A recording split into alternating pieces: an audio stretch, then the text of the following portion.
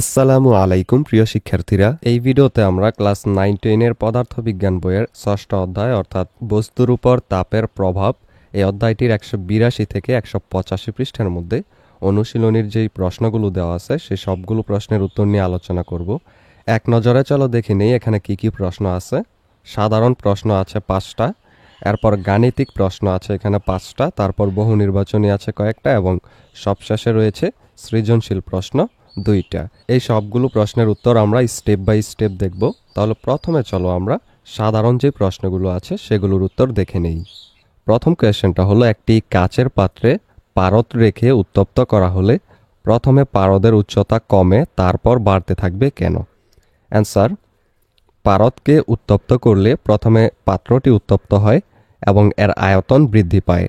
পাত্রের আয়তন বৃদ্ধির কারণে পারদের উচ্চতা কমে যায়। এরপর পারদ উত্তপ্ত হয়ে প্রসারিত হতে শুরু করে এবং এর উচ্চতা বাড়তে থাকে। এরপর 2 নম্বর কোয়েশ্চেন, মহাশূন্যে যেখানে কোনো অণুপরমাণু নেই সেখানে কি তাপমাত্রার অস্তিত্ব আছে? এর আনসার হবে হ্যাঁ, মহাশূন্যে তাপমাত্রার অস্তিত্ব আছে। যেখানে কোনো অণুপরমাণু নেই সেখানে তাপমাত্রা বলতে বোঝায় বিকিরণ তাপমাত্রা অর্থাৎ রেডিয়েশন টেম্পারেচার। মহাশূন্যে বিভিন্ন উৎস থেকে আসা তড়িৎ চৌম্বকীয় বিকিরণের কারণে একটি তাপমাত্রা থাকে। এরপর 3 নম্বর কোয়েশ্চেনটা হলো, অনেক ভিড়ের ভেতরে ভ্যাপসা গরম থেকে খোলা জায়গায় এলে শীতল অনুভব করি কেন? এর অ্যান্সার হবে ভিড়ের মধ্যে আমাদের শরীর থেকে ঘাম বের হয় এবং তা বাতাসে মিশে যায়, কিন্তু ভিড়ের কারণে বাতাস চলাচল করতে পারে না। যখন আমরা খোলা জায়গায় আসি তখন বাতাস চলাচল করতে পারে এবং শরীরের ঘাম বাষ্পীভূত হয়।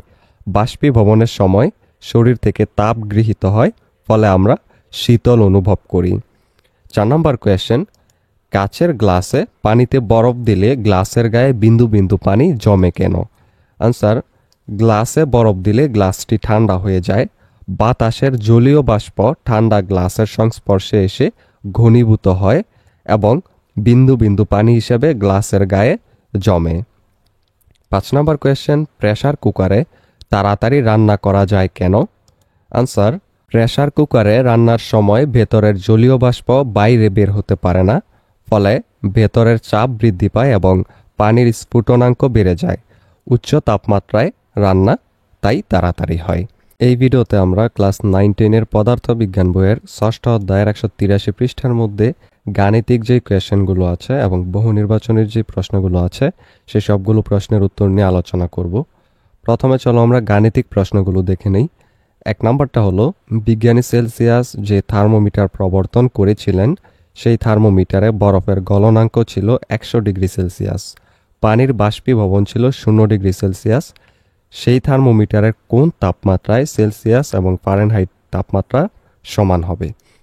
এর আনসার আমরা লিখব পানির বাষ্পীভবন ছিল 0 ডিগ্রি সেলসিয়াস, যেগুলো দেওয়া আছে, এবং পানির বাষ্পীভবনের যে ফারেনহাইটটা সেটা হবে কত? 212 ডিগ্রি ফারেনহাইট, কারণ আমরা জানি 0 ডিগ্রি থেকে সেলসিয়াসের জন্য ফারেনহাইট হয় 212 ডিগ্রি।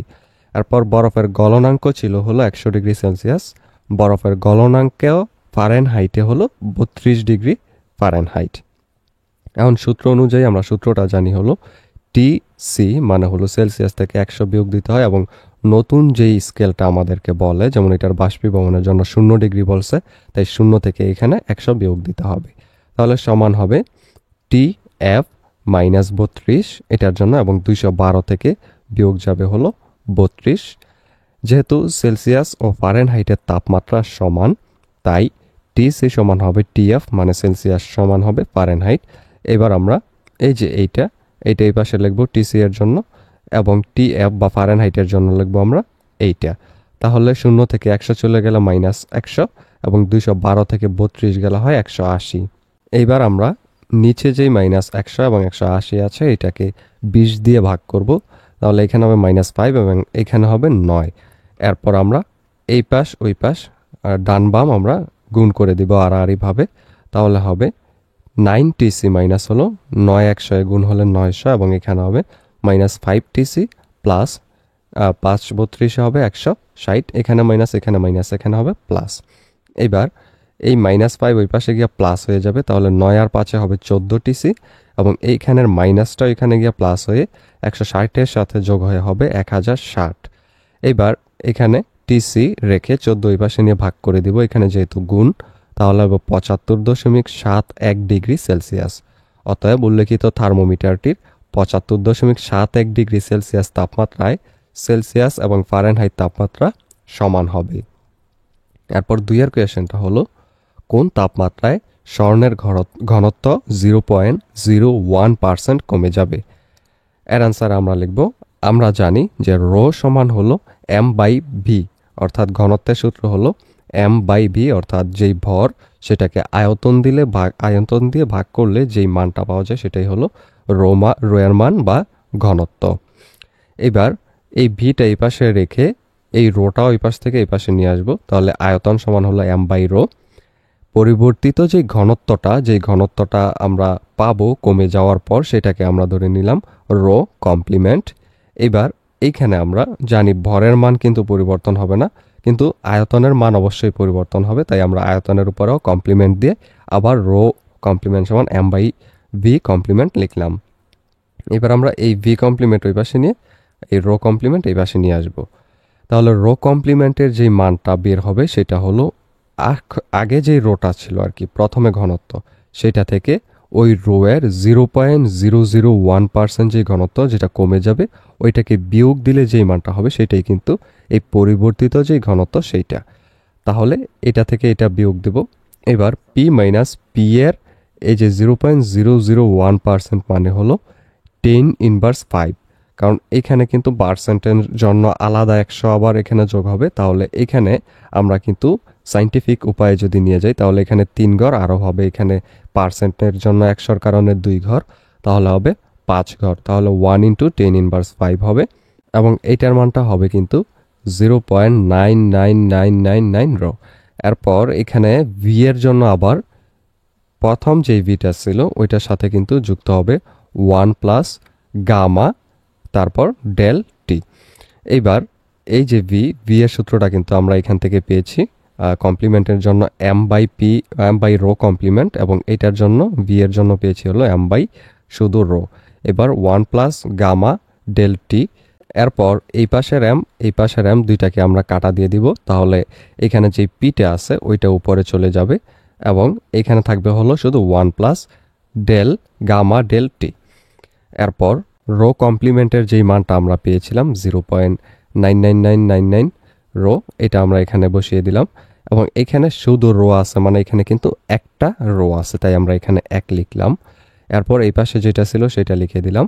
এখন যদি আমরা এই 1কে 0.99999 দিয়ে ভাগ করি তাহলে কিন্তু হবে 1.00001 এবং এই রোয়ে কাটা চলে যাবে আর এইখানে থাকবে শুধু এইটুকু।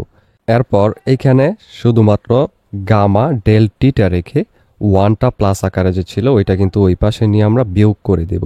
যদি বিয়োগ করে দেই তাহলে 1 চলে যাবে, থাকবে শুধু 0.00001। তো এইটাকে আমরা সাইন্টিফিক উপায়ে যদি লিখি তাহলে কিন্তু এই পুরোটা লিখে এটার সাথে ইনটু দিয়ে আমরা 10⁻⁵ লিখে দিতে পারি, কারণ এখানে দেখো কয় ঘর, 1 2 3 4 5 ঘর, 5 ঘরের জন্য আমরা 10-এর উপরে মাইনাস আকারে 5 লিখে দিতে পারি, যেহেতু এটার সাথে আমরা গুণাকারে সাইন্টিফিক উপায়ে লিখতেছি। এবার আমরা গামাটাকে এই পাশে গুণাকার আছে ওই পাশে নিয়ে ভাগ করে দিব। ভাগ করে দেওয়ার পর স্বর্ণের দৈর্ঘ্য প্রসারণ সহগ কিন্তু আমরা জানি 14 × 10⁻⁶ ডিগ্রি পার সেলসিয়াস। এই দৈর্ঘ্য প্রসারণ সহগের সাথে আমরা জানি এই গামা দিয়ে আয়তন প্রসারণ সহগ বোঝানো হয় এবং এটার সাথে এটার সম্পর্কটা হলো আলফা হলো গামা ইকুয়াল হলো 3 আলফা। এটা কিন্তু তোমাদের বইয়ে খুব সুন্দরভাবে প্রমাণ দেওয়া আছে, দেখে নিতে পারো। তাহলে এবার আমরা 3 আলফা দিয়ে 3-র সাথে এটা গুণ করে নিব, তাহলে এই দুইটা এখানে আবার এসে গুণ হয়ে যাবে। গুণ হওয়ার পর উপরেরটাকে এটা দিয়ে যদি আমরা ভাগ করি তাহলে হবে 0.2381 ডিগ্রি সেলসিয়াস। তাহলে এই প্রশ্নের জন্য অ্যান্সারটা হবে তাপমাত্রা 0.2381 ডিগ্রি সেলসিয়াস বৃদ্ধিতে স্বর্ণের ঘনত্ব 0.001% হ্রাস পায়। এরপর 3 নম্বর কোয়েশ্চেনটা হলো একটা উত্তপ্ত 1 গ্রাম ওজনের লোহার টুকরা 30 ডিগ্রি সেলসিয়াস তাপমাত্রায় 1 লিটার পানিতে ছেড়ে দেওয়ার পর পানির তাপমাত্রা 15 ডিগ্রি সেলসিয়াস বেড়ে গেল, লোহার টুকরোটির তাপমাত্রা কত ছিল? এর আনসারে প্রথমে যেই তথ্যগুলো দেওয়া আছে সেটা লিখে নেই। লোহার টুকরার ভর দেয়া আছে 1 গ্রাম। 1 গ্রামকে কেজিতে নিলে 1000 দিয়ে ভাগ করতে হবে, তাহলে সায়েন্টিফিক উপায়ে আমরা লিখে নিলাম 10⁻³ কেজি। তারপর লোহার আপেক্ষিক তাপ হলো 0.45 into 10⁻³ joule per degree Celsius. এটা হলো মুখস্থ রাখতে হবে। এরপর পানির ভর হলো m2 সমান 1 লিটার, লিটারকে আমরা কেজিতে ধরে নিলাম। এবার পানির আপেক্ষিক তাপটাও কিন্তু আমরা জানি 4.2 into 10⁻³ joule per degree Celsius, এবং পানির তাপমাত্রা বৃদ্ধি এখানে দেওয়া আছে হলো 15 ডিগ্রি সেলসিয়াস। তাহলে এটাকে আমরা ডেল টি দিয়ে ধরলাম। এবার ধরি লোহার টুকরার তাপমাত্রাটা টি ডিগ্রি সেলসিয়াস। এটা আমরা ধরে নিলাম। লোহার টুকরা তাপমাত্রা কত ছিল এটা তো আমরা বের করব, তাই এটা ধরে নিলাম। এখানে মিশ্রণের যে তাপমাত্রাটা সেটা হলো 30 + 15, কারণ প্রথমেই ছিল 30, ওইটার সাথে আবার বেড়ে হয়েছে 15, তাই এখানে হবে 45 ডিগ্রি সেলসিয়াস। এবার পানি কর্তৃক গৃহীত যেই তাপটা হবে সেটা হবে mst। পানিকে যেহেতু আমরা Q2 ধরে নিয়েছি, তাই আমরা এখানে m এবং s কেও 2 দিয়ে ধরবো। এবার m এর মান, s এর মান যেগুলো পাইছি আমরা এখানে, এই যে s এবং m এর মান এগুলো বসিয়ে দিলাম, এবং টি এর মানটা কিন্তু পানির জন্য ছিল 15 ডিগ্রি সেলসিয়াস, কারণ এখানে আমাদের বলছে পানির তাপমাত্রা 15 ডিগ্রি সেলসিয়াস বেড়ে গেছে। 3টা গুণ করলে হবে 63,000 জুল। এরপর লোহা কর্তৃক যে বর্জিত তাপ সেটাকে Q1 ধরলে তাহলে হবে m1s1 ডেল টি। এবার m এর মান কিন্তু এইটা বসাইলাম, তারপর s1 এর মানটাও কিন্তু এইটা একদম উপরে আছে, সেটা বসাই দিলাম। এরপর ডেল টি এর মান কিন্তু টি থেকে এবার 45 ডিগ্রি বিয়োগ হবে, যেহেতু লোহা কর্তৃক বর্জিত হচ্ছে। মোট যেই তাপটা ছিল 45, সেটা কিন্তু এখন আমরা যেই মানটা ধরে নিয়েছি লোহার টুকরার তাপমাত্রা সেটা থেকে বিয়োগ হবে। তাহলে এখানে 0.45 টি থেকে এটাকে গুণ করার পর এটা থেকে 20.25 এটা বিয়োগ হবে, এটাকে গুণ এবং বিয়োগ করার পর। এবার আমরা ধরে নেব Q1 সমান হবে Q2, অর্থাৎ এটার তাপ সমান, কারণ আমরা জানি গৃহীত তাপ এবং বর্জিত তাপ সমান হয়। তাহলে এটা সমান এটা লেখার পর Q1 এর মানটা আমরা পাইছি, এটা লিখলাম। Q2 এর মান এই যে এটা পাইছি আমরা, সেটা লিখলাম। এবার আমরা এই পাশের -20 ওই পাশে নিয়ে যোগ করে দেব, যেহেতু মাইনাস ওই পাশে গিয়ে প্লাস হবে, এবং এখানে টি এর সাথে এটা গুণ আকারে ছিল, এটা ওই পাশে নিয়ে ভাগ করে দিব। তাহলে টি এর মান বের হবে এইটা। অতএব লোহার টুকরাটির তাপমাত্রা ছিল এত। এরপর 4 নম্বর কোয়েশ্চেনটা হলো 0 ডিগ্রি সেলসিয়াস তাপমাত্রার 1 গ্রাম বরফে প্রতি সেকেন্ডে 10 জুল করে তাপ প্রদান করা হলে কতক্ষণ পর পুরোটি বাষ্পীভূত হবে?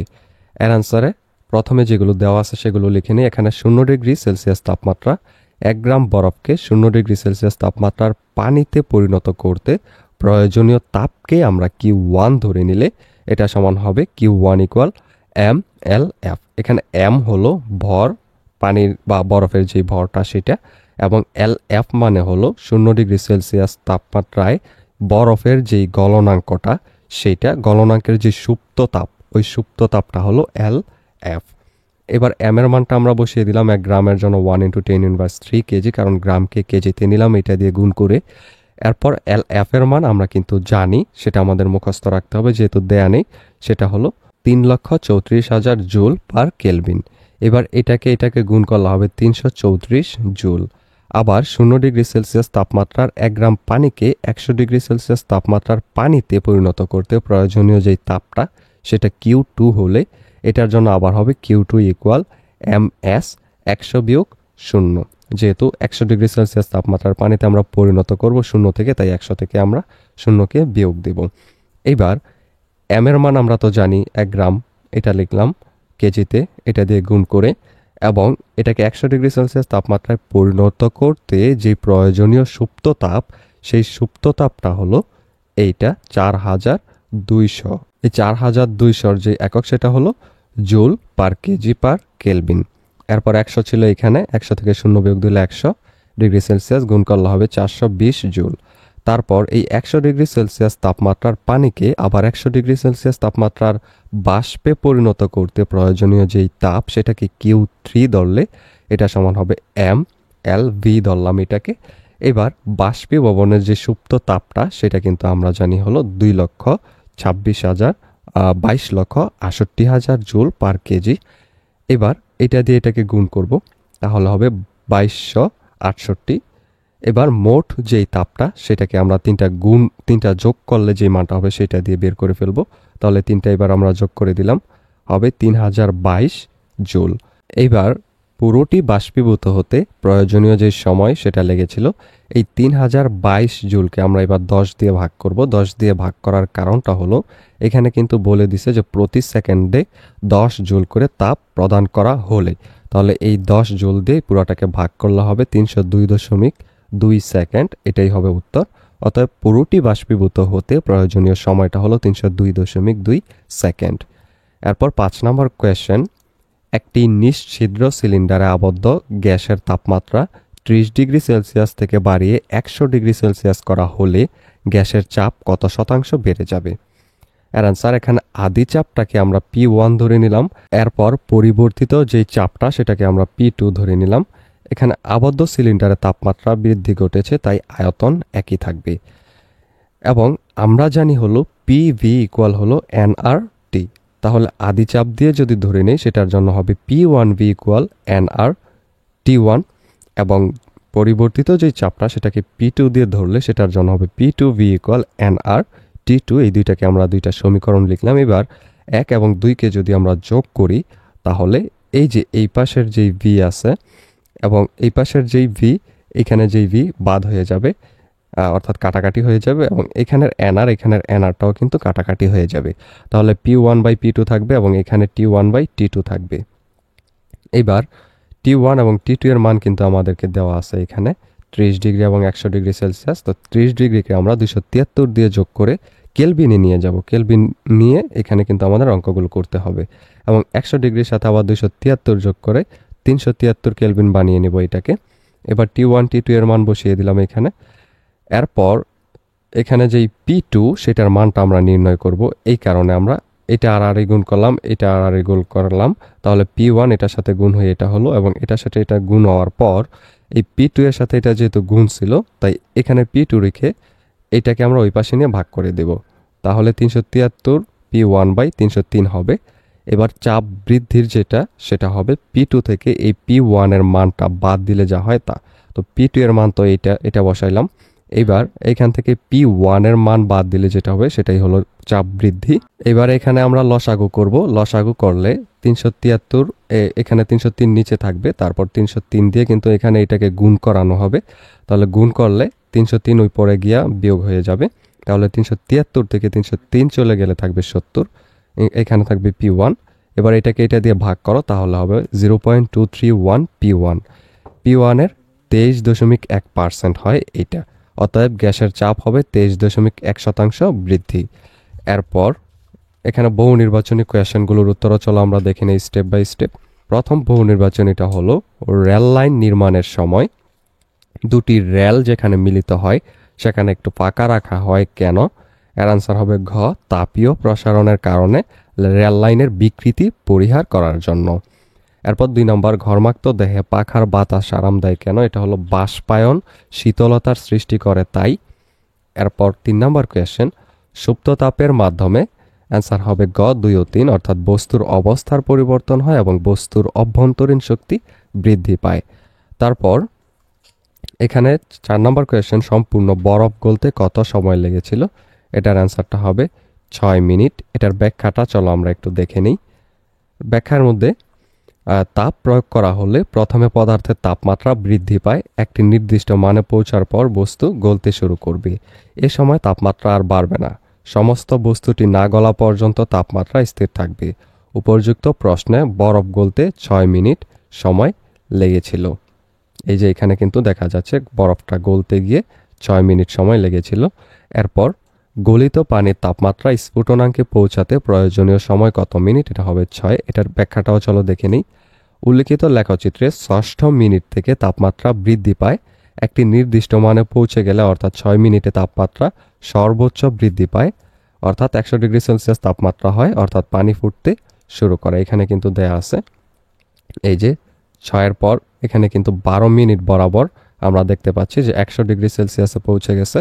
তাহলে এখানে কিন্তু এটার উত্তরটা হবে এইটা, ক নাম্বারটা 6 মিনিট। এই ভিডিওতে আমরা ক্লাস 9-10 এর পদার্থবিজ্ঞান বইয়ের ষষ্ঠ অধ্যায়ের মধ্যে অনুশীলনীর যে প্রশ্নগুলো রয়েছে সৃজনশীল 1 ও 2 185 পৃষ্ঠায় সেই প্রশ্নগুলোর উত্তর নিয়ে আলোচনা করব। প্রথম সৃজনশীলটা হলো দুইটি বৈদ্যুতিক খুঁটির মধ্যবর্তী দূরত্ব 30 মিটার। খুঁটি দুটির সাথে 30.001 মিটার দৈর্ঘ্যের তামার তার যেদিন সংযোগ দেওয়া হয় ওই দিন বায়ুর তাপমাত্রা ছিল 30 ডিগ্রি সেলসিয়াস। তামার দৈর্ঘ্য প্রসারণ সহগ হলো এত।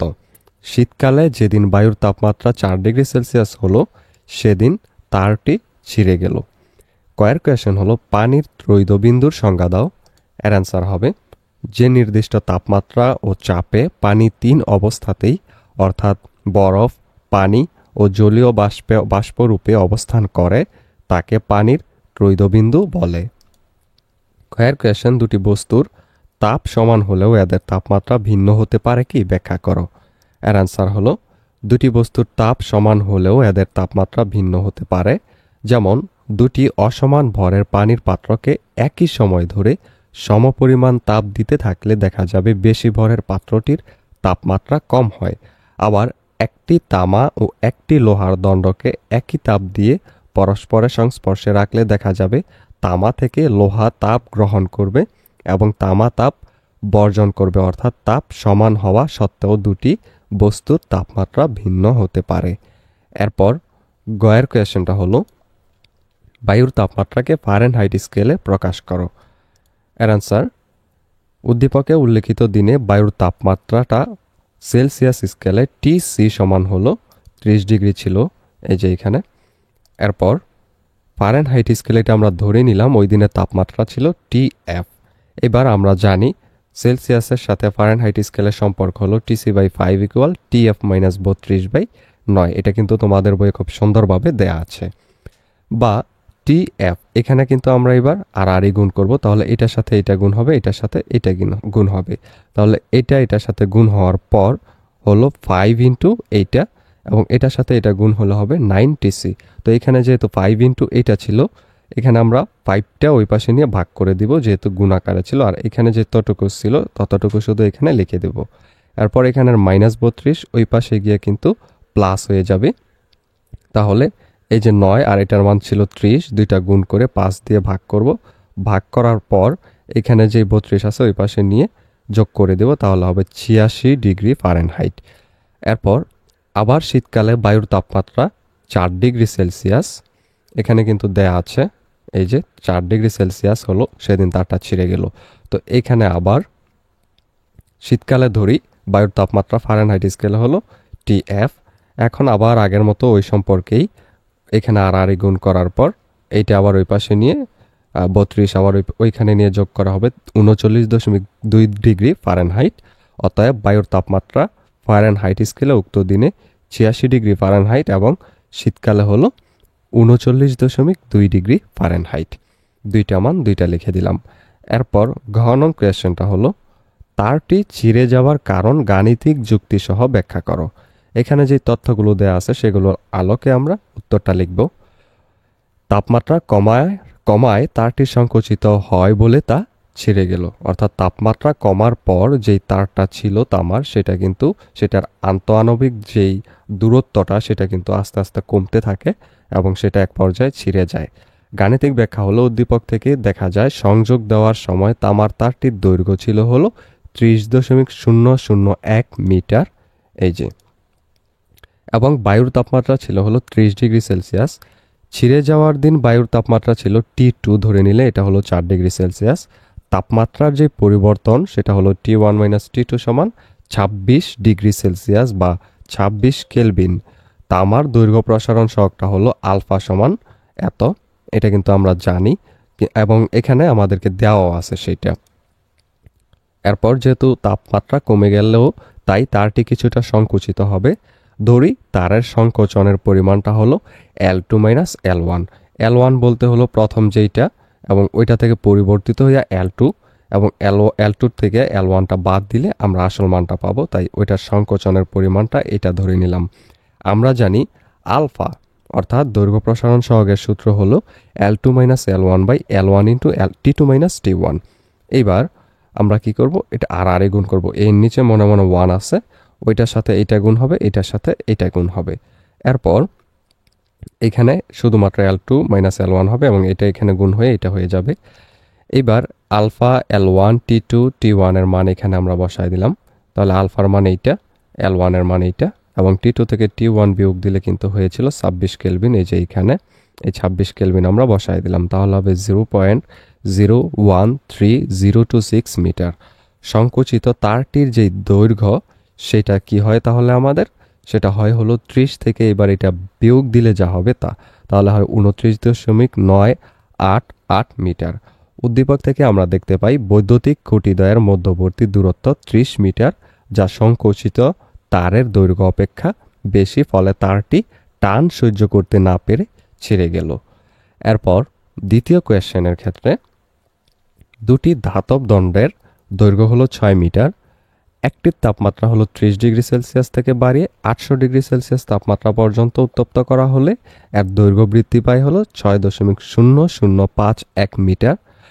অপর ধাতব দণ্ডের তাপমাত্রা 20 ডিগ্রি সেলসিয়াস থেকে বাড়িয়ে 60 ডিগ্রি সেলসিয়াস পর্যন্ত উত্তপ্ত করা হলে এর দৈর্ঘ্য বৃদ্ধি পেয়ে 6.0041 মিটার হয়।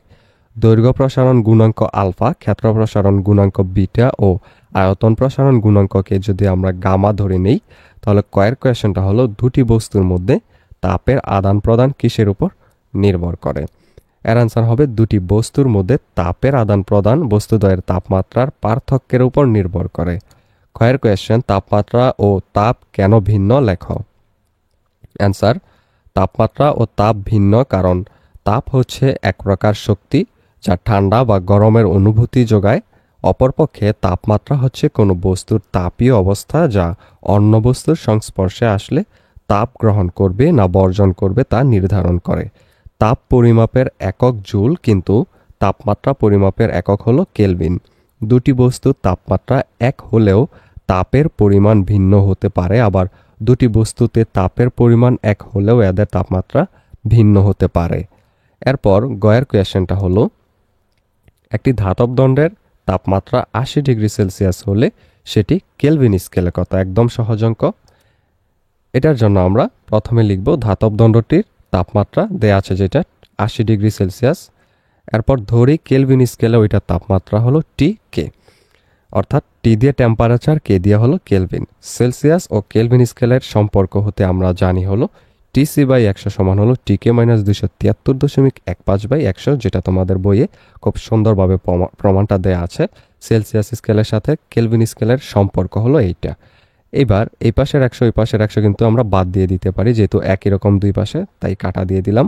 তাহলে এখানে এটা সমান এটা থাকবে। এবার আমরা যেহেতু কেলভিনে বার করব মান, তাই আমরা কেলভিনটা শুধু এখানে রেখে এই -273 ওইখানে নিয়ে প্লাস করে দিব। এবার এই যে সেলসিয়াস স্কেলের মান ছিল 80 ডিগ্রি সেলসিয়াস, ওইটা এখানে যোগ করব। যোগ করার পর হবে 353.15 কেলভিন। তাহলে কেলভিন স্কেলে তাপমাত্রাটা হবে এটাই অ্যান্সার। এরপর ঘ নং কোয়েশ্চেন আমাদের কাছে জানতে চাইছে যে গাণিতিক ব্যাখ্যা সহ দণ্ড দুটির উপাদান সম্পর্কে মন্তব্য করো। এর আনসারে লিখব প্রথম দণ্ডের ক্ষেত্রে আদি দৈর্ঘ্য L1 সমান হলো 6 মিটার। এই যে এখানে যেই তথ্যগুলো দেয়া আছে হুবহু সেগুলো উঠাবো। পরিবর্তিত যে দৈর্ঘ্যটা সেটা হলো L2 সমান এইটা, এবং আদি তাপমাত্রা হলো 30 ডিগ্রি এবং পরিবর্তিত হয়ে তাপমাত্রা হয়েছিল 80 ডিগ্রি সেলসিয়াস। প্রথম দণ্ডের দৈর্ঘ্য প্রসারণ সহগ যদি আমরা আলফা 1 ধরে নেই, তাহলে আমরা জানি দৈর্ঘ্য প্রসারণ সহগের সূত্রটা হলো L2 - L1/L1 × T2 - T1। এবার L1 এখানে, আবার L1 এখানে, T2 এবং T1 এর মানগুলো এখানে বসিয়ে দিব। তাহলে হবে এটার উত্তর 1.7 × 10⁻5 পার কেলভিন। এর ক্ষেত্র প্রসারণ সহগটা আমরা এবার বের করব। আমরা কিন্তু জানি ক্ষেত্র প্রসারণ সহগের সাথে দৈর্ঘ্য প্রসারণের সহগের সম্পর্ক হলো 2 আলফা এবং আয়তন প্রসারণের সহগের সম্পর্ক হলো 3 আলফা। এটা কিন্তু তোমাদের বইয়ে খুব সুন্দরভাবে প্রমাণ দেওয়া আছে, দেখে নিতে পারো। এবার এটা আমরা মুখস্থ করে ফেলব। এবার 2 এর সাথে আলফার মানটা গুণ করে দেব, তাহলে আমাদের ক্ষেত্র প্রসারণ সহগ বিটার মান বের হলো এইটা, এবং আয়তন প্রসারণ সহগের ক্ষেত্রে 3 এর সাথে আলফার মান গুণ করে দেব, তাহলে এটার মান বের হবে এইটা। এবার দ্বিতীয় দণ্ডের ক্ষেত্রে আদি দৈর্ঘ্য দেওয়া আছে এত, পরিবর্তিত দৈর্ঘ্য দেওয়া আছে এত, আবার তাপমাত্রা এবং আদি তাপমাত্রা ও পরিবর্তিত তাপমাত্রাও দেওয়া আছে 20 এবং 60 ডিগ্রি। দ্বিতীয় দণ্ডের ক্ষেত্রে দৈর্ঘ্য প্রসারণ গুণাঙ্কটা যদি আমরা ধরে নেই আলফা 2, তাহলে এটার ক্ষেত্রে আগের মতোই সূত্র বসিয়ে L2 minus L1 by L1 into T2 minus T1 দিয়ে অঙ্কটা করব। তাহলে এখানে আলফার মান এটা বের হবে। এবার আবার আমরা বিটার মান 2 আলফা দিয়ে এটা বের করব এবং আবার আয়তন এর মান যেটা গামা সেটার মান আবার 3 আলফা দিয়ে এটা বের করব। তাহলে এখানে দেখা যাচ্ছে যে প্রথম দণ্ডের দৈর্ঘ্য প্রসারণ গুণাঙ্ক ও ক্ষেত্র প্রসারণ গুণাঙ্ক ও আয়তন প্রসারণ গুণাঙ্ক দ্বিতীয় দণ্ডের দৈর্ঘ্য প্রসারণ গুণাঙ্ক, ক্ষেত্র প্রসারণ গুণাঙ্ক ও আয়তন প্রসারণ গুণাঙ্ক প্রায় সমান। অতএব দণ্ড দুটি একই উপাদানের তৈরি বলা যায়। এই ভিডিওটি এই পর্যন্তই। পরবর্তী ভিডিওতে আমরা সপ্তম অধ্যায় তরঙ্গ ও শব্দ এই অধ্যায়টির সকল অনুশীলনীর প্রশ্নের উত্তর নিয়ে আলোচনা করব। সেই ভিডিওটা পেতে হলে অবশ্যই চ্যানেলটিকে সাবস্ক্রাইব করে রেখো।